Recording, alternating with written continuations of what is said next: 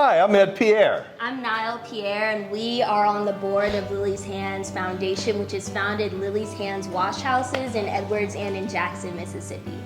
We started as a tech company some 30 years ago, and through that time period, we've been passionate about helping our community, always giving back wherever we were. My wife is from Edwards, Mississippi. She is the youngest girl of 16 siblings, so she understood the challenges. There was no wash house at all in this community. You had to drive away, and so we opened that. And as my daughter indicated, it evolved to more. It became a gathering point, a place where they had food giveaways, and the next thing we know, we were giving people access to our internet so the children could come do their homework and people could look for a job and do things of that nature. So a little bit about the community here at the Jackson Wash House on Capitol Street. We're across the street from an abandoned elementary school and a liquor store. This tells you the priorities, the economic opportunities here in this neighborhood, and that's exactly something we want to disrupt. We see ourselves as a resource oasis and an opportunity desert. We want to redefine the laundry experience where you come and you just put your clothes in the laundry and then you sit down and go brain dead, or you look at some TV program that's really not engaging you. What we want to do is have the laundromat here, and also, as you see over here, have a community innovative center where we have books, you have access to Wi-Fi, whether you're washing or not. Please come bring your children so they can finish their homework. You can look for a job, you can pay your bills. We want to change the wash house experience and want it to be engaging. We realized that the cavalry wasn't coming. The legislatures aren't going to help you. The mayor's not going to help us. The fire department can't help us. We have to help ourselves. We as a community have to make the determination what we want our environment to be and how we want our lives to be. And so once we make that mental and spiritual and psychological decision, that's the first step, and that's why we are here. This doesn't have to be the ghetto. This can be a prosperous space that is filled with Black and brown community members. Another person said, "We don't have anything here. Why would you put this here? Don't you know that this is Crackhead Central? When you call 911, they don't come here. And so they're not gonna come, but we'll come. We'll be here."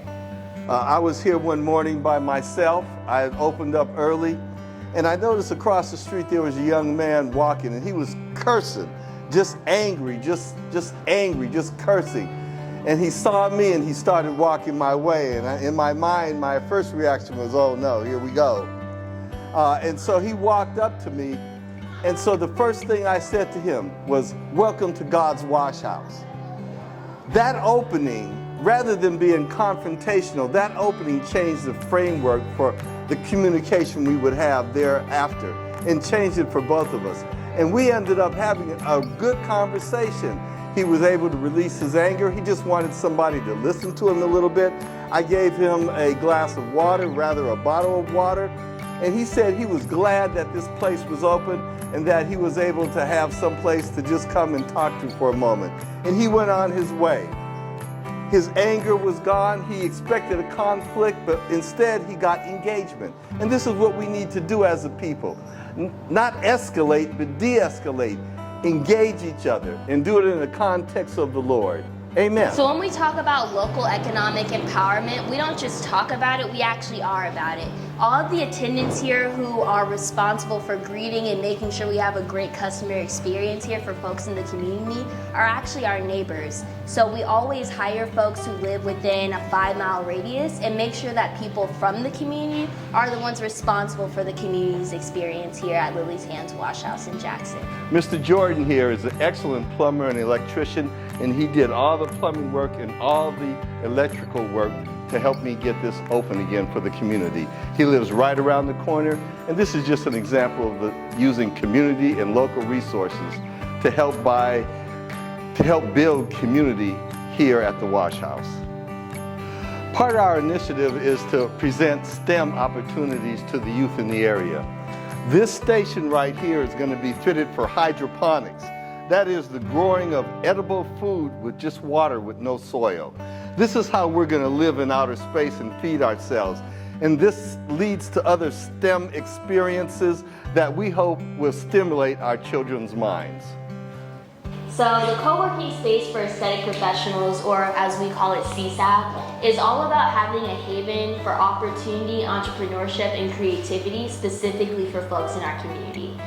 We want you to be able to come right here to CSAP at the Jackson Wash House location and be able to get a full body transformation experience. So not only are we servicing folks in our community and making sure that we're fulfilling that inner self-confidence that so many of us need to be able to really operate at our highest level, but we're also empowering local entrepreneurs. So when we think about local beauty and aesthetic entrepreneurs in Jackson, one of the largest barriers to success is having a professional workspace where you can service clients that's not in your home and that isn't at an exorbitant rate that you just cannot afford as you're building your clientele. So as we were opening up our booth rentals for barbers, hairstylists, manicurists, we wanted to make sure that we were below the market rate. Being below the market rate makes an opportunity for new entrepreneurs who are just getting started to be able to afford a professional workspace while also having a luxurious feeling, because they deserve that and we all deserve that.